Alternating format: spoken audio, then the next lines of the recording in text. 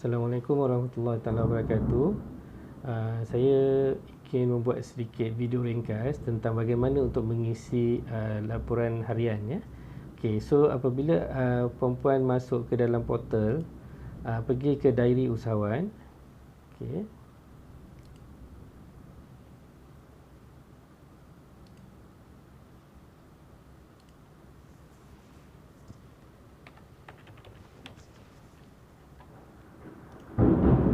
Bila puan masuk ke dalam diary usahawan, ada beberapa pilihan di sini yang boleh dibuat.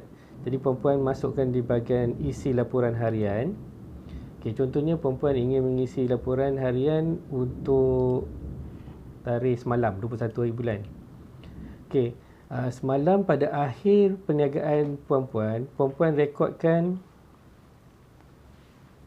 pada akhir jualan perempuan, rekodkan segala duit masuk dan juga duit keluar. Segala duit masuk dan duit keluar. Contohnya perempuan menjalankan perniagaan menjahit pakaian, dan pada hari semalam pakaian yang telah disiap yang diambil oleh pelanggan ada sepasang, dan perempuan mengambil upah sebanyak RM80 sepasang. Jadi masukkan RM80. Dan apa yang dimasukkan dengan jualan kredit ni, kalau misal kata perempuan dah buat jualan, dah serah barang kepada customer, tapi customer tak bayar lagi, kalau ada jualan kredit, masukkan berapa nilainya. Kalau tak ada, biar just type kosong. Okey.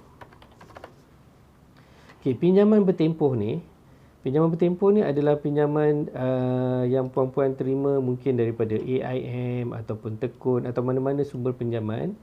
Pada hari semalam, kalau perempuan ada terima pinjaman baharu, masukkan nilai yang diterima tersebut. Tapi kalau misalnya kata tak ada terima apa-apa pinjaman pada hari tersebut, letakkan kosong. Okey, modal ni sebenarnya adalah duit kita sendiri yang kita masukkan dalam perniagaan kita. Contohnya pada tarikh tersebut, perempuan ada masukkan duit sendiri sebagai modal sebab nak beli barang-barang untuk keperluan perniagaan. Contohnya puan ada nak membeli benang tambahan untuk tujuan menjahit ni, dan puan menggunakan duit sendiri untuk tujuan perniagaan tersebut. Ini menjadi modal kepada perniagaan perempuan. Okay, contohnya perempuan masukkan RM50 ke dalam perniagaan perempuan, itu dianggap sebagai modal. Okey, kalau ada duit-duit lain yang masuk, contohnya mungkin akaun bank perempuan membayar hibah ataupun faedah, masukkan. Ataupun mungkin perempuan ada terima bantuan daripada pihak zakat, perempuan boleh masukkan kat sini bahagian lain-lain, ataupun mana-mana sumber, asalkan duit tu duit masuk dan tak boleh dimasukkan di dalam kategori-kategori yang di atas. Jadi perempuan boleh letakkan nilai dia. Kalau tak ada, tulis kosong. Okey, untuk duit keluar, duit keluar ni biasanya keluar, yang pertama sekali adalah kos barang yang dijual. Kalau perempuan jual goreng pisang, jadi kos membeli pisang, kos membeli minyak, tepung dan sebagainya tu, sekiranya duit memang keluar pada hari tu, tulis berapa jumlah daripada hari tersebut. Okey, macam kes jahit baju tadi, mungkin pada hari ni tak ada duit keluar untuk membeli benang baru, jadi kita letakkan kosong. Okey, gaji ni adalah gaji perempuan yang puan bayar pada diri sendiri, ataupun gaji yang perempuan bayar kepada pekerja-pekerja, sekiranya ada pekerja lah. Okey, macam untuk menjahit baju, mungkin perempuan boleh anggap gaji tu dalam bentuk upah. Setiap pasang puan charge kepada customer RM80, RM60 tu adalah gaji untuk puan. Ataupun puan boleh tetapkan gaji tu dalam bentuk berapa jam, berapa ringgit sejam. Jadi kalau untuk menghasilkan baju tersebut memakan masa beberapa jam, kalikan dengan berapa jumlah gaji sejam. Jadi kalau macam ni, Mungkin puan ambil untuk setiap pasang pakaian tu RM60 adalah sebagai gaji pada diri sendiri. Okey. Pembayaran balik pinjaman, contohnya puan-puan ada buat pinjaman daripada AIM. AIM menetapkan tiap-tiap hari kena bayar RM30. So puan-puan masukkanlah RM30 bayaran untuk AIM. Kalau misalnya kata tak ada bayaran dibuat pada hari tersebut, biar tulis kosong. Okey, pembelian aset. Aset ni macam contoh kalau berniaga mengambil upah menjahit, aset ni adalah pembelian mesin jahit, pembelian gunting, pembelian pemidang. Jadi benda-benda yang puan beli dan akan guna lama. Kalau macam kos jualan tadi macam benang tu, maknanya lepas kalau digunakan untuk menjahit, kemudian dia akan habis kan.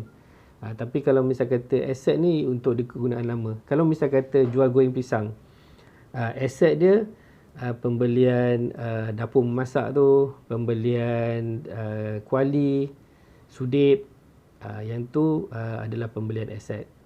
Tapi kalau misal kata beli pisang, beli tepung yang lepas kita guna dia akan habis, yang tu dia jadi kos jualan. Okey, kalau misal kata dalam kes ni menjahit pakaian tak ada pembelian aset baru pada hari tersebut, typekan kosong. Cukai pendapatan ni biasanya setahun sekali lah. Kalau ada buat bayaran pada hari ni, tulislah ada. Kalau tak ada, biar kosong. Okey.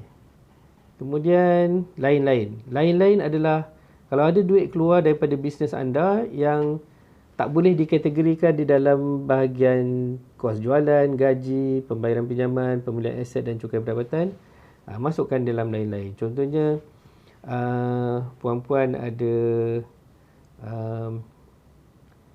keluarkan zakat daripada perniagaan, so masukkanlah berapa zakat yang puan-puan keluarkan pada hari itu. Contohnya RM10. Okey. Jadi selepas masukkan semua nilai ni, mana yang tak ada tulis kosong, type kosong. Kalau misal kata jualan tak ada pada hari tersebut, macam ada kes kadang kita punya perniagaan ni jualan kita banyak kita dapat pada akhir bulan ataupun pada hujung minggu. Jadi pada hari-hari yang tak ada jualan, kita type kosong. Kemudian kita tekan send. Okey, so data telah berjaya disimpan. Okey. Jadi selepas itu, anda boleh lihat laporan yang anda telah masukkan tadi di bahagian isi rekod laporan harian. Okey, contohnya tadi kita masukkan pada 21 untuk transaksi pada 21 hari bulan. Kemudian tekan semak. Okey, so bila kita tekan semak, kita dah nampak kat sini. Untuk 21 hari bulan September 2020, jualan tunai RM80. Modal kita ada masukkan RM50 tadi. Yang jualan kredit dan pinjaman tempoh dan lain-lain tak ada. Untuk aliran wang keluar,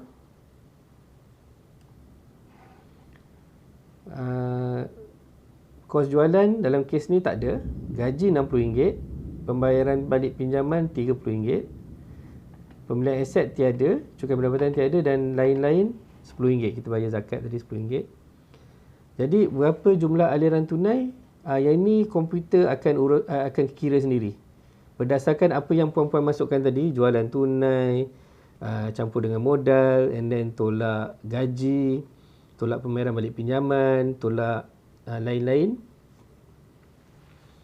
Jual aliran tunai puan-puan RM30. Maknanya ada tunai atau cash di tangan RM30 lah.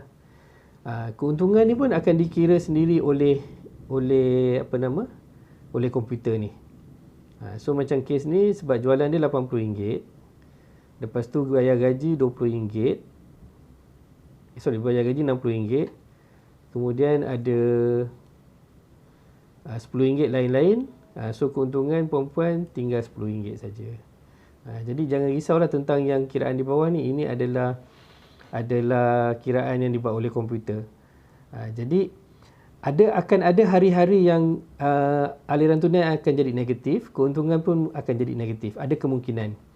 Sebab nanti bila akhir bulan kita akan tengok pada laporan bulanan pula.